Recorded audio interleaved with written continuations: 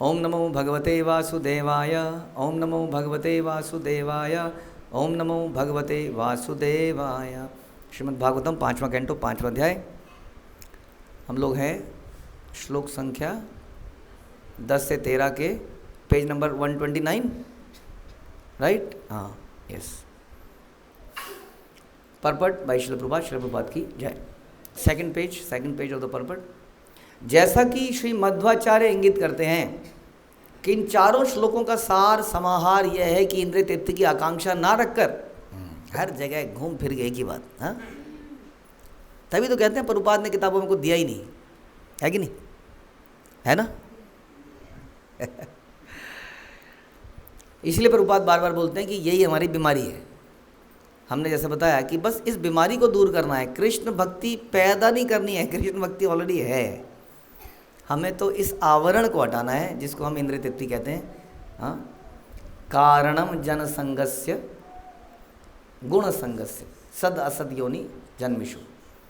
तो पुरुषा प्रकृति स्था ही, जो पुरुष है वो प्रकृति में स्थित होता है और क्या करता है? भूंगते प्रकृति, वो प्रकृति जान गुणान, प्रकृति के द्वारा क्रिएटेड चीज़ों को भोगने का प्रयास करता है और इसी प्रोसेस में वो समाप्त हो जाता है। जैसे कि एक वो मौत, क्या कहते हैं उसको, पतंगा, जैसे कि एक पतंगा।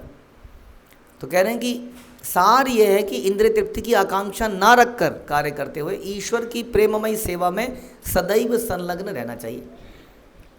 अब ये बात बड़ी समझ में नहीं आती है किसी को कि हम जब सेवा उसकी करेंगे, उस ईश्वर की, ऑल्दो आज तक हमें मम्मी पापा ने सबने ये सिखाया कि उस ईश्वर से मांगो, ऐसे करो, दुआ, ऐसी तो प्रेयर होती है, मांगो, ऑलवेज मांगो, हाथ खोल के रखो, भगवान विल गिव समथिंग।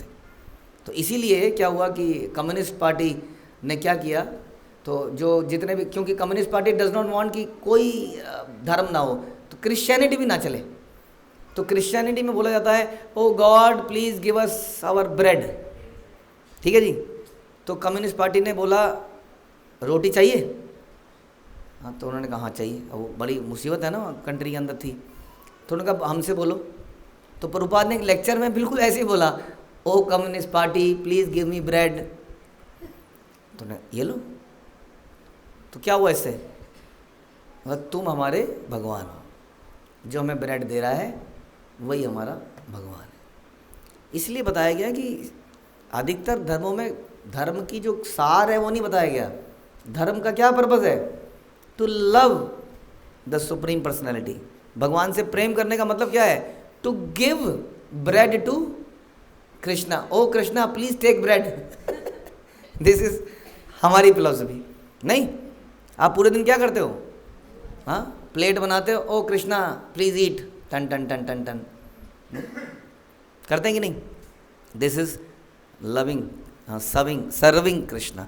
ये बता रहे हैं यहाँ पर कि हमें क्या करना है? ईश्वर की प्रेममयी सेवा में लगना है, ना कि ईश्वर को अपनी सेवा में लगा देना है।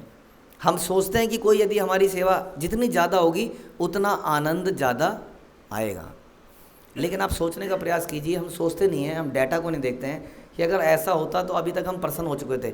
एक आदमी होटल में रह के, जितने भी लोग होटलों की दुनिया में जिए हैं उनसे पूछिए, जो अधिकतर होटलों में रहते हैं, कि कितना आराम है वहाँ पर। आपके घंटी दबाने पर, आपने पत्नी को कभी घंटी दबा के बुलाया है घर में? करा है ऐसा कुछ कभी एंडीवर? घंटी बजाते ही 10 बार बजाओगे तो 10 बार आएंगे घर में। लेकिन आदमी फिर भी होटल में नहीं रह सकता है, ज़्यादा नहीं रह। शुरू में उसको शौक लग सकता है, मज़ा आएगा, फिर बाद में शौक लगता है उसको, क्योंकि वहाँ पर वो समझ में आता है दिस इज़ नॉट लव। तो हम कह रहे हैं कि यदि हम सेवा करवाने से प्रसन्न होते, आनंदित होते, तो अब तक हम हो जाते, क्योंकि चारों तरफ कोई ना कोई हमारी सेवा कर रहा होता है। चारों तरफ एक अलग ही माहौल है, कस्टमर केयर का माहौल। ये खास तौर पे पूंजीवाद, प्राइवेटाइजेशन से, हाँ, एक कंपनी दूसरी कंपनी, ज़्यादा सर्विस खराब करोगे एयरटेल में शिफ्ट कर दूंगा। नहीं सर, आपका सारा बकाया माफ़ करते हैं, आप कंटिन्यू करिए। नहीं, किसी को भी धमकी दीजिए आज, customer is the king, king बन चुका है वो, लेकिन फिर भी फ्रस्ट्रेटेड नहीं है आदमी फ्रस्ट्रेटेड है, सुखी कहाँ है? क्योंकि वो खुद को प्रसन्न करने का प्रयास कर रहा है, इंद्रियों को भोगने का प्रयास कर रहा है, दूसरों को दबाने का, क्रश करने का प्रयास कर रहा है। कभी कभी हम भक्ति में भी ऐसा सोच सकते हैं, नहीं, everybody wants to be monitor, everybody wants to be the seva leader, हाँ, सो दैट वो दूसरों को सेवा में लगा पाए और उसे सेवा ना करनी पड़े। किसी तरह से तुम ये कर लो, तुम ये कर लो, तुम ये कर लो, तुम ये कर लो, हम मानते हैं और हमें सिखाया भी जाता है, गुड मैनेजर इज़ वन जो कुछ ना करे। कॉरपोरेट में यही सिखाया जाता है, तुम्हें काम नहीं करना है, तुम्हें केवल मैनेजर बनना है, तुम्हें मैनेज करना है। हाँ, और यही फिलॉसफी कई बार हम यहाँ भी लगा देते हैं कि मुझे केवल मैनेज करना है बस, अगर मैं काम करूँगा तो क्या होगा, तो मैनेज कैसे करूँगा, ये लोग मुझे अपने बराबर का समझ लेंगे, वगैरह वगैरह वगैरह वगैरह। हाँ, ये ऐसी फिलॉसफी यहाँ नहीं चलती है। यहाँ पर you have to lead by example. Chaitanya Mahaprabhu ने झाड़ू पोंछा लगा के खुद लीड किया और कहते हैं कि सबसे ज़्यादा धूल धक्कड़ उन्हीं के पास थी। कहाँ पर? गुंडीचा में। हाँ, ही इज़ द लीडर। यहाँ पर मॉनिटर, लीडर बनने का मतलब क्या? वन हु सर्व्स, और जो दूसरों को एग्जाम्पल से दिखाए वो वास्तविक लीडर है। उसी तरीके से हमें आनंद आएगा, ये हमें समझने की बात समझनी चाहिए। बिकॉज कृष्ण भी इस आनंद के लिए लालायित रहते हैं और चैतन्य महाप्रभु बन के आ जाते हैं, नहीं, अदरवाइज ही सुप्रीम भोक्ता। भोक्ता भी कह रहा है कि हे Radha Rani, how you are more happy, आप कैसे मुझसे ज़्यादा प्रसन्न हैं, क्या करती हैं आप? मुझे तो सब सर्व करते हैं, तुम भी मुझे सर्व करती हो, तुम प्रसन्न क्यों हो? हाँ, तो उसी को भोगने के लिए, उसी को देखने के लिए वो चैतन्य महाप्रभु के रूप में आते हैं और क्या करते हैं? सर्व करते हैं, कृष्ण को सर्व करते हैं खुद ही। तो इसका मतलब ये फिलॉसफी शुद्धता से ही समझ में आती है। इस संसार में इसको समझना मुश्किल है कि कैसे by serving others we can be happy. तो दूसरे शब्दों में कहा जा सकता है कि मुक्ति का स्वीकृत मार्ग भक्ति योग है, बता रहे हैं यहाँ पर। यानी कि अगर हम भगवान को सर्व करेंगे तो ही हम वास्तव में मुक्त हो पाएंगे। मनुष्य को चाहिए कि आत्मा के लाभ हेतु ही सारे कार्य करे और अन्य कार्यों का परित्याग कर दे। सुना आप लोगों ने ध्यान से? क्या कह रहे हैं? कौन से काम त्याग दें जी, बताइए? जो आत्मा के लाभ हेतु। जब मनुष्य इस स्थिति को प्राप्त करता है तो उसे निष्प्रह कहते हैं। वास्तव में जीवात्मा कभी भी पूर्णतया निष्प्रह नहीं हो सकता, किंतु जब वह आत्मा के अतिरिक्त अन्य किसी के हित का चिंतन नहीं करता तो निष्प्रह कहलाता है। हमारी चिंतन उसी पे होना चाहिए, बता रहे हैं, और वही कार्य हमें करने चाहिए जो भगवान की प्रसन्नता के लिए किए जाएं, ये बता रहे हैं। भगवान का ज्ञान परम गुह्य है और जिस परम ज्ञान से उस भगवान को कोई समझता है उससे सभी जीवों को मुक्ति को बढ़ावा मिलता है। जन्म कर्म च मेद एवं यो वैति तत्वतः। भगवान बता रहे हैं जो मेरे जन्म और कर्म को समझ जाता है वो पुनर्जन्म नहीं लेता। क्यों?